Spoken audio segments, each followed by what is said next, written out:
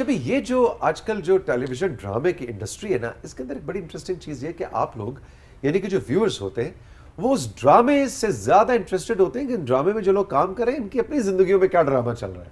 मतलब वो जो ड्रामे है ना वो मैं देखता हूँ कभी कभी ज़्यादा पॉपुलर होते हैं, चाहे वो सोशल मीडिया हो, चाहे वो टॉक शोज हो। आपका इंटरेस्ट ज़्यादा इसमें होता है कि अच्छा ओहदे नाल हुण की बनया, वो कहानी कितने पहुंची।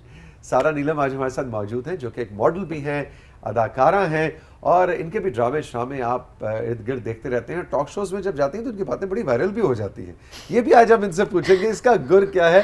गुड मॉर्निंग, अस्सलाम वालेकुम सारा। गुड मॉर्निंग, कैसे हैं आप? बिल्कुल ठीक, इतनी अच्छी लग रही है तुम, beautiful dress. Thank you so much. अच्छा भी तो पहले ये बताओ कि कैसा लगता है कि आप लोगों की कोई पर्सनल लाइफ तो पर्सनल लाइफ रहती नहीं है, कैसा है? ये इस पे मुझे भी बहुत एतराज़ है कि आप अगर ड्रामा इंडस्ट्री में काम कर रहे हो ना तो आपकी प्राइवेसी होती ही नहीं है। आप कहीं बाहर जा रहे हो, आपको लोग फोकस करें कि वो ये तो वो है कि आप वहाँ से कहते हो यार नहीं। और मैं मोस्टली अब मास्क पहनने लग गई हूँ। अच्छा ओके, तो शुक्र है हमारे शो में तो मास्क पहन कर ही आई। मुझे आदत हो गई है अब मैं कहीं भी जाती हूँ, मॉल जाऊँ या कहीं भी जाऊँ ना तो मैं मास्क का इस्तेमाल करती हूँ। शायद वो कोरोना की वजह से वो हमारी लाइफस्टाइल का हिस्सा बन गया। लेकिन क्या अच्छा नहीं लगता भाई, आप एक पब्लिक प्रॉपर्टी हैं, आप खास तौर पे जो ड्रामे के एक्टर्स वगैरह होते हैं तो बस लोगों का हक है फिर आपकी पर्सनल लाइफ के बारे में जाने। नहीं, लेकिन अक्सर ऐसा होता है ना कि गर्ल्स जब मोस्टली बाहर जाती हैं मेकअप नहीं हुआ होता तो फिर अगर कोई पिक्चर ले ले तो वो अलग वायरल हो जाएगी, ओ इसको एक्ने है, इसके स्किन इश्यूज हैं, है ना। इससे पहले वो कहते हैं मेकअप से पहले और मेकअप के बाद, हाँ, before and after. Before and after. अच्छा, तो आप इसका मतलब फैंस आपको मिलते हैं तो आप तस्वीरें नहीं खिंचवाती? नहीं, बनवाती हूँ मोस्टली। अगर कहीं गई हूँ, अभी रिसेंट एक शादी थी, उधर में गई तो हालांकि वो गांव में शादी थी बट वहाँ पे भी लोग मतलब आ रहे कि आपका ड्रामा हमने बहुत शौक से देखा है, पिक्चर ले सकते हैं, तो तब तैयार थी मैं। हाँ, तो मैंने कहा चलो। और गांव देहात में तो बहुत ज़्यादा फॉलो किया जाता है हमारे ड्रामा इंडस्ट्री को। खैर अब तो सारा पता नहीं आप मुझसे एग्री करेंगे कि नहीं, मुझे तो अब ये गांव और शहर की ज़िंदगी का इतना फ़र्क रहा भी नहीं है। हमारे जो गांव है वो भी, वहाँ पे भी बहुत शहरी अंदाज लाइफस्टाइल आ गया है। तो अब वो जो फ़र्क होता था ना कि जी गांव जा रहे हैं, देहात के लाइफ एक पुरसुकून लाइफ, अब वहाँ पे भी बहुत ही सोशल मीडिया के खेल तमाशे शुरू हो चुके हैं। वही चीज़ है कि हमारा, लेकिन हमारे गांव का देखा जाए तो वो थोड़ा अभी भी वैसा ही है। अच्छा, कहाँ से ताल्लुक आपका? गुजरहान से। गुजरहान से। आपकी पैदाइश कहाँ? मेरी कामरा की। कामरा की। और अब आप जो है फुल टाइम कराची में इंडस्ट्री में काम कर रही हैं? जी, अभी मैं कराची में होती हूँ और लोग मुझे कहते हैं कि तुम कराची से हो। ऐसे नहीं, इस्लामाबाद से। वो यकीन नहीं करते, कहते हैं नहीं तुम कराची में ही होती हो, क्योंकि मोस्टली मैं पाई जाती हूँ वहाँ पे, so that's why। अच्छा सारा, वो जो आपका एक क्लिप बहुत वायरल हो गया और बड़ी कंट्रोवर्सी बन गई, और तो अंदर से मुझे बताओ, अंदर से तो खुश हो रही होगी कि मैं रातों रात तो मशहूर हुई उस कंट्रोवर्सी की वजह से? नहीं, शायद नहीं। हाँ, क्योंकि आपको पता है अगर लड़की हो ना तो उसके लिए बहुत इशू होता है। और उस टाइम पे मैं कराची में थी और वो मुझे आज तक यकीन नहीं आता कि 1 मंथ बाद कैसे वीडियो वायरल हो सकती है। हाँ। क्योंकि उसको ऑन एयर हुए 1 मंथ हो चुका था।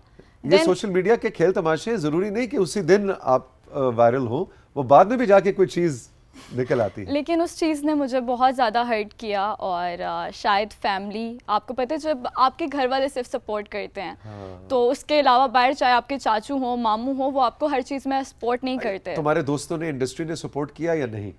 कुछ ने किया और कुछ ने नहीं किया। ज़्यादातर ये हो रहा था कि मुझे लिंक और वीडियोस जान के भेज रहे थे और मैं डिप्रेस्ड हो रही थी कि यार प्लीज़ फॉर गॉड सेक मुझे मत भेजो, मैं और ज़्यादा डिप्रेस्ड हो रही हूँ। सोशल मीडिया ट्रोलिंग जो है कि मतलब एक चीज़ को पकड़ लिया जाए और उसकी कैंसिल कैंपेन शुरू हो जाए और उस एक शख्स को ही सब बुरा भला कहने लग जाए। बुरा भला इन द सेंस कि जैसा आपके केस में था कि भाई उसी चीज़ को बार बार ये क्या इंसान की साइकी पे, इमोशंस पे, नफ्सियात पे काफ़ी इम्पैक्ट डालता होगा? बहुत ज़्यादा। मैं बता रही हूँ, मैं बिल्कुल ऑनलाइन आना बंद कर दिया था। मैंने फ़ोन साइड पे रख दिया और मैंने कहा कि अब मैं इवन कि अपने फादर की भी कॉल नहीं सुन रही थी कि वो भी मुझे डांटेंगे कि तुमने क्या किया है। लेकिन उन्होंने मुझे बहुत सपोर्ट किया कि बेटा तुम जाओ सोशल मीडिया पे अपनी वीडियो लगाओ और तुम अपोलोजाइज करो जो भी है, क्लैरिफाई करो कि शायद वो मकसद आपका नहीं था। मकसद नहीं था, मैं क्यों ऐसे कर सकती हूँ। आप खुद सोचो, लाइक आजकल सब बाहर जा रहे हैं और मेरा भी यही प्लान है कि मैं फ्यूचर बाहर जाऊं।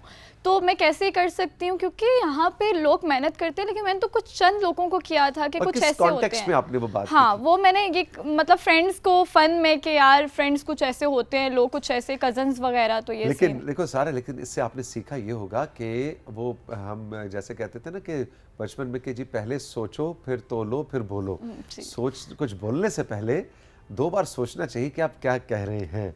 अब लोग पकड़ लेते हैं। वाकई मैंने ये लेसन इससे लिया कि आइंदा मैंने बहुत सोच समझ के बात करनी है। अच्छा जी, अब ज़रा बताएं कि ड्रामा इंडस्ट्री में भी माशाल्लाह आप काम कर रही हैं और मॉडलिंग भी हो रही है। क्या एक मतलब कितना टैलेंट चाहिए होता है, कितने परसेंट, चले परसेंटेज में, और कितनी किस्मत होती है? मुझे लगता है कि मेरी लाइफ में ना किस्मत ही चली है।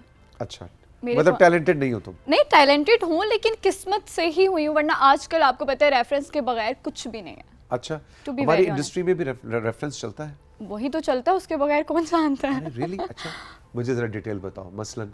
बस नाम नहीं ले सकती, नहीं, मैं चाह रहा हूँ कि फिर ये कुछ कहे और फिर ये वायरल हो जाए, है ना? इसी वजह से फिर मैं इसकी चुप ट्रोलिंग शुरू हो जाए। इसीलिए मैं चुप हूँ। आप जरा सोच सोच के बोल रही है ना? लेकिन ये है कि मैंने ये देखा है, क्योंकि मेरा कराची में कुछ भी जानने वाला नहीं था, प्रोडक्शन हाउस मुझे नहीं पता था, लेकिन पता नहीं मेरी किस्मत मुझे कहाँ ड्रामाज में ले गई, मुझे खुद आज तक समझ नहीं आया कि मैं कहाँ से कहाँ तुम्हें पहुँची शौक हूँ। नहीं था? शौक था, लेकिन मेरे कॉन्टेक्ट्स नहीं थे। ठीक है। और मुझे इंस्टाग्राम पे मैसेज आता था कि जी आप सारा बात कर रही हैं। इसका मतलब है कि तुम अपने आप को थोड़ा अंडर एस्टिमेट कर रही हो। इसका मतलब है कि कुछ तो टैलेंट होता है ना, कि जो बड़े बड़े चैनल्स, बड़े बड़े प्रोडक्शन हाउसेस आपसे खुद राब्ता करते हैं। तो मेरा ख्याल है कि यू शुड बी कॉन्फिडेंट कि टैलेंट भी चाहिए होता है। टैलेंट तो होता है, लेकिन अक्सर आपने देखा होगा कि कुछ लोग बहुत टैलेंटेड होते हैं। पाकिस्तान में बहुत टैलेंटेड लोग हैं, हाँ, लेकिन शायद उनको अपॉर्चुनिटीज नहीं opportunities नहीं मिलती। ठीक। कुछ ऐसे होते हैं कि बहुत जल्दी वायरल हो जाते हैं और आप उनको मतलब आप समझ गए होंगे ऐसे मेरी बात। लेकिन कुछ लोग होते हैं कि उनको बहुत ज़्यादा स्ट्रगल करना पड़ता है, तब जाके उनका कोई नाम बनता है। वो हमारे एक दोस्त है, वो बड़ा मजे का एक जुमला कहते हैं। वो कहते हैं फनकार और स्टार में फ़र्क है। कुछ लोग बहुत अच्छे बचे हुए फनकार होते हैं, लेकिन किस्मत उनको इतना बड़ा स्टार नहीं बनाती। और कुछ लोग बहुत बड़ा स्टार बन जाते हैं, लेकिन शायद फन के मयार में वो इतने बड़े नहीं होते। और कुछ लोगों पे रब की देन होती है, वो फनकार भी बहुत बड़े होते हैं और स्टार भी बहुत बड़े बन जाते हैं। तो ये सब चीज़ें तो साथ साथ चलती रहती हैं। अच्छा जी, हॉबीज़ क्या है सारा की? हॉबीज़ मेरी ट्रैवलिंग मुझे बहुत पसंद है। अच्छा। बहुत ज़्यादा। और दूसरा जो है मूवीज़, हॉरर मूवीज़, अभी आप जिक्र कर रहे थे तो मैं सुन रही थी कि हॉरर मूवीज़ जो है मुझे बहुत ज़्यादा पसंद है। मैं अकेली बैठ के हॉरर मूवी देखती हूँ। डर लगता है कि नहीं? नहीं, मैं उस सीन को वापस बार बार देखती हूँ जो हॉरर होता है। अरे वेरी गुड, मेरा भी यही है। मैं भी अभी मनाहिल को यही कह रहा था कि मुझे डर नहीं लगता ड्रॉनी फिल्म देखकर। अच्छा, और क्या हॉबीज हैं जी? मूवीज देखती हैं, हॉरर मूवीज देखती हो, ट्रैवलिंग का शौक है? और ज़्यादातर ये होता है कि मेरा मैं मिरर में देख के एक्टिंग वगैरह प्रैक्टिस यही करना, बस यही अच्छा, होता है। अपने आप को देख के खुश? अपने आप को देख के खुश होती हूँ शायद। Very good. अच्छा, तो फिर आप हमें ये भी लगे हाथों बता दें कि वो एक बहुत बड़ा मसला इस वक्त चल रहा है राइजिंग पाकिस्तान। वो कह रहे हैं जी हाफ फ्राइड एग बनाने का तरीका बताएं। तो अब आपके पास मनाहिल ने तो अपना ऐसी कुछ एक रेसिपी सी बताई थी, बिल्कुल ही फेल किस्म की। उससे ज़्यादा फेल रेसिपी मैंने बताई थी। आपको अंडा फ्राई करना आता है? नहीं, आपको लगता है मुझे देख के? मुझे देख के लगता है कि तुम्हें कपड़े इस्त्री करने बिल्कुल भी नहीं आते। हाँ, शायद ये मैंने खुद ही इस्त्री की है, इसलिए नहीं हुए मैं। अच्छा, अंडा फ्राई करना भी नहीं आता? नहीं, शायद घर में सबसे छोटी हूँ, लाडली हूँ, तो मेरे पास चीज़ें इसी तरह आती है, तो फिर आप समझ जाएं। कराची में अपने लिए खाना खुद ही बनाती हूँ, वही फिर आपको पता है वो दूसरा बंदा नहीं खा सकता, क्योंकि वो टेस्ट मैं खुद ही बस करके मजबूरी में खा लेती हूँ। दूसरे बंदे को कभी भी दो ना तो वो यही कहते हैं कि वो ये तो बहुत जला हुआ खाना है, ये है तो वो है। एग्जैक्टली। मैंने अभी पिछले 2-3 महीने हुए मैंने एक्टिंग इंडस्ट्री के अंदर कदम रखा है और बहुत से सीरियल्स में कर रहा हूँ। तो मुझे ना बड़े बड़े एक्टर्स के साथ काम करने का मौका मिला और मैंने बहुत कुछ सीखा भी। बड़ी बड़ी हमारी सुपरस्टार्स हैं, हानिया आमिर हैं, इकरा है, मावरा है। इनके साथ जब मैं सीन कर रहा था, हर एक का मैं देख रहा था, ऑब्जर्व कर रहा था। हर एक का अपना स्टाइल है, अपना हैक है रोने का, कि अगर उनको रोना हो तो कोई म्यूजिक सुन के रोने वाला मूड लेके आता है, कोई अपना पर्सनल कोई वाकया याद करके, कोई अपने किसी पेट जो अब इस दुनिया में नहीं रहा, आपकी बहुत प्यारी बिल्ली जो मर गई उसकी तस्वीरें निकाल के आप उस इमोशनल। तो मैं बड़ा हैरान हो रहा था कि ये भी बड़े टैलेंट की बात है कि आपका हैक सारा नीलम का क्या हैक है? रोने वाला कोई सीन करना हो तो रोना कैसे आता है? तुम ग्लिसरीन वगैरह लगाती हो या हाउ डू यू क्राई? मैं ग्लिसरीन नहीं लगाती क्योंकि आपको पता है उससे आइज़ बहुत जल्दी ख़राब हो जाती हैं। ठीक तो है। मेरा ये होता है कि ऐसे तो मैं बहुत सेंसिटिव हूँ लाइफ में, इमोशनल भी बहुत हूँ, बहुत जल्दी रोना आता है मुझे, पता नहीं क्यों। ओके। तो मुझे ये होता है कि जब मैं सीन कर रही होती हूँ तो कभी कभार समटाइम्स ऐसा होता है कि रोना आ ही नहीं रहा होता। मैं ट्राई कि रोना आ जाए, म्यूजिक सुन लो, उस टाइम पे नहीं आता, शायद उसके बाद आ जाए। Okay. तो मेरा ये होता है कि मैं ज़्यादा एक चीज़ को जूम करके देख रही होती हूँ, जैसे आप हो, मैं आपको देखती रहूंगी और रोना आ जाएगा। और रोना आ जाएगा। मुझे आंसू देख से के वो वैसे अक्सर जाएगी। लोगों को रोना आ जाता है। नहीं, हाँ लग रहा है शायद। तो वो एक ही उस चीज़ को पॉइंट रखती हूँ तो फिर टेयर्स आने लग जाते हैं, वो फिर सीन में ईजी हो जाता है। क्योंकि अगर तुम्हें रोना आने में देर हो तो फिर डायरेक्टर को रोना आ जाता है। फिर वो कहते हैं ओ कट इट। है ना, वो कहते हैं यार रुला दिया इसने। अच्छा जी, फ्यूचर क्या प्लान्स हैं सारा के?